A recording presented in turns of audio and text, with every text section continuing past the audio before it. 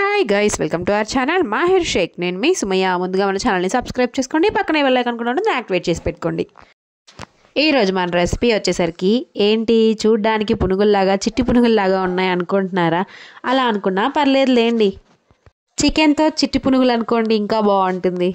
సరే సరే సరే సరే జోక్స్ అపార్ట్.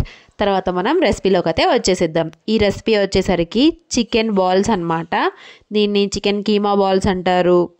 కోఫ్తా కర్రీ చేసేటప్పుడు కోఫ్తా చేస్తారు కదా, అదే అనమాట ఈ కోఫ్తా. దీన్ని మనం చికెన్ బాల్స్ అని పిలుచుకోవచ్చు. మన ఆంధ్ర భాషలో అయితే చిట్టి పునుగులను కూడా పిలుచుకోవచ్చు. చికెన్తో చిట్టి పునుగులు ఎలా చేసుకోవాలో చూపించేస్తా, వచ్చేసేయండి. బోన్లెస్ చికెన్ అయితే తీసుకున్నాను, ఒక పావు కేజీ దాకా ఉంటుంది అనుకోండి. దాన్ని చిన్న చిన్న పీసులా కట్ చేసుకొని మిక్సీలో అయితే వేసుకుంటున్నాను. ఇలా మెత్తగా బాగా పేస్ట్ లాగా అయితే అయిపోవాలి. జాగ్రత్తగా వేసుకోండి, మిక్సీలు పాడైపోయే అవకాశాలు ఉంటాయి, ముందే చెప్తున్నాను. తర్వాత మీరు చెప్పారు మేము చేసామని అయితే అనొద్దు, జాగ్రత్తగా వేసుకోండి, పర్లేదు. తర్వాత ఇలా మిక్సీ జార్లో వేసుకున్న తర్వాత మెత్తగా పేస్ట్ చేసేసుకోవాలి. ఆ పేస్ట్ చేసుకున్న దాన్ని మనం ఒక బౌల్లోకి అయితే షిఫ్ట్ చేసుకుందాం. నేను ఒక మంచి ప్లేట్లోకి అయితే షిఫ్ట్ చేసుకుంటున్నాను కలుపుకోవడానికి. తర్వాత సన్నగా తరిగి పెట్టుకున్న ఉల్లిపాయలు కూడా నేనైతే చాపర్లో వేసుకున్నాను. అందులోనే ఒక 2 పచ్చిమిరపకాయలు కూడా వేసేసుకోండి, ఘాటుకి సరిపడా. చూడండి, ఇలా సన్నగా తరుక్కోవాలి. ఇలా సన్నగా తరిగి పెట్టుకున్న మిశ్రమాన్ని తీసుకొచ్చి చికెన్ పేస్ట్లో అయితే వేసేస్తున్నాను. పేస్ట్ చేయమన్నారుగా అని చెప్పి వాటర్ పోసేసి జారుగా చేసుకోవద్దు. ఎలా ఉందో చికెన్ అలానే మిక్సీలో వేసేసుకుంటే ఒక పేస్ట్ లాగా తయారవుతుంది. సరే తర్వాత మనం ఉల్లిపాయలు పచ్చిమిరపకాయ వేసిన తర్వాత ఇంట్లో గ్రీనిష్ ఆకులు ఏ ఉంటే వేసేయండి. మెంతి ఆకున్నా వేసేసుకోవచ్చు, బాగానే ఉంటుంది. ఇప్పుడు నేను కొత్తిమీర కొంచెము, పుదీనా కొంచెం అయితే ఇలా సన్నగా తరిగి వేసేసుకున్నాను. నాకు తరగడం వచ్చు, కానీ చాపర్లో వేస్తే ఇంకా సన్నగా వచ్చి కలిసిపోతుంది అనమాట. పిల్లలకి తీసి పక్కన పడేసే అవకాశం ఉండదు. సో ఇలా వేసుకున్న తర్వాత 2 టేబుల్ స్పూన్ల పుట్నాలని ఇలా పౌడర్ లాగా అయితే చేసి పెట్టుకున్నాను. దాన్ని కూడా పుట్నాల పప్పు అంటారు. పుట్నాల పప్పును అయితే వేసేసుకుంటున్నాను. ఇలా వేసుకున్న తర్వాత కొద్దిగా కారము, పసుపు, కొంచెం సాల్ట్, రుచికి సరిపడా సాల్ట్ని కూడా యాడ్ చేసేసుకోవాలి. ఇందులో కల్లుప్పు అనేది పనికిరాదనమాట, ఎందుకంటే కల్లుప్పు మళ్ళీ మధ్యలో తగులుతూ ఉంటుంది, అది కరగడానికి టైం కూడా పడుతుంది కాబట్టి. సో సాల్ట్ వేసుకున్నట్టయితే త్వరగా కరిగి బాగా మంచిగా పడుతుంది ఆ చికెన్కి. ఇలా వేసుకున్న తర్వాత సాల్ట్ కూడా యాడ్ చేసుకున్న తర్వాత సాల్ట్ కొంచెం చూసి యాడ్ చేసేసుకోండి. మీరు తీసుకున్న కారాన్ని బట్టి పచ్చిమిరపకాయలు కూడా యాడ్ చేసేసుకుంటే సరిపోతుంది అనమాట. సో ఇలా వేసుకున్న తర్వాత చికెన్ మసాలా ఒక ఫుల్ టేబుల్ స్పూన్ అయితే వేసేసుకోండి. నేను ఉజ్జాయింపుగా వేస్తున్నాను అనమాట.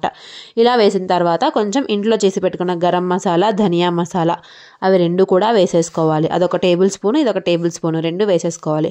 ఉప్పు, పసుపు, కారం, చికెన్ మసాలా, ధనియా మసాలా, గరం మసాలా, 2 టేబుల్ స్పూన్ల పుట్నాల పప్పు, ఇవైతే యాడ్ చేసేసుకున్నాను. ఇలా యాడ్ చేసుకున్న తర్వాత నిమ్మకాయ కనుక ఉన్నట్టయితే ఒక హాఫ్ నిమ్మ చెక్కను కూడా పిండేసుకోండి, బాగుంటుంది.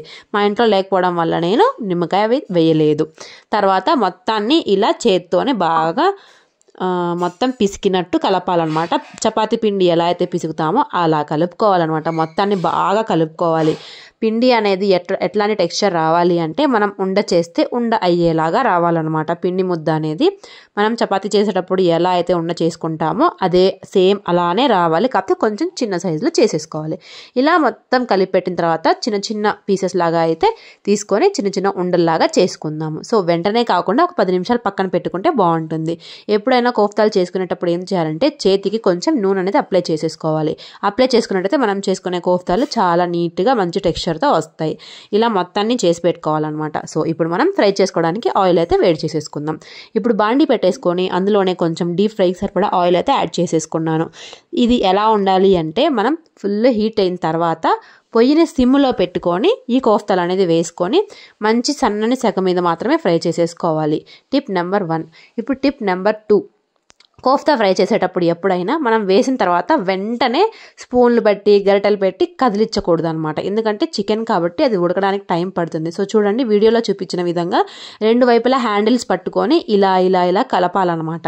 కలిపితే ఆ నూనె అనేది పైకి కూడా చేరి పైన కూడా ఉడుకుతుంది. అప్పుడు లోపల నుంచి ఆ చికెన్ అనేది ఉడికి బాగా క్రిస్పీగా అవుతాయి అన్నమాట. చూడండి, ఇప్పుడు కొంచెం ఫ్రై అయ్యాయి అనుకున్న తర్వాత కొంచెం షేడ్ మారుతాయి. ఆ షేడ్ మారిన తర్వాత మాత్రమే మనం స్పూన్ పెట్టి జస్ట్ ఇలా లేపంగానే పైకి లెగుస్తుంది అనమాట. ఇలా తట్టగానే చూడండి, స్పూన్తో ఇలా తడితే సరిపోతుంది. ఇలా 2 వైపులా కూడా సన్నని సగం మీద పెట్టుకొని కాల్చుకోవాలి. ఇలా ఫ్రై చేసుకున్న తర్వాత చూడండి, కొంచెం టైం టేకింగ్ ప్రాసెస్సే, ఏది అంత ఈజీగా అవ్వదు కాబట్టి కొంచెం పేషెన్స్ మాత్రం ఉండాలి.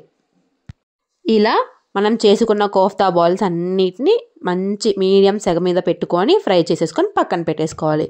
ఇందులో మనము ఉల్లిపాయలు, సాస్, నిమ్మకాయ ఇవి 3 నంచుకొని తింటే ఆహా సూపర్ ఉంటుంది, బాగుంటుంది అనమాట. సో ఏంటి అప్పుడే అయిపోయింది ఆ వీడియో అనే కదా మీ కన్ఫ్యూజన్.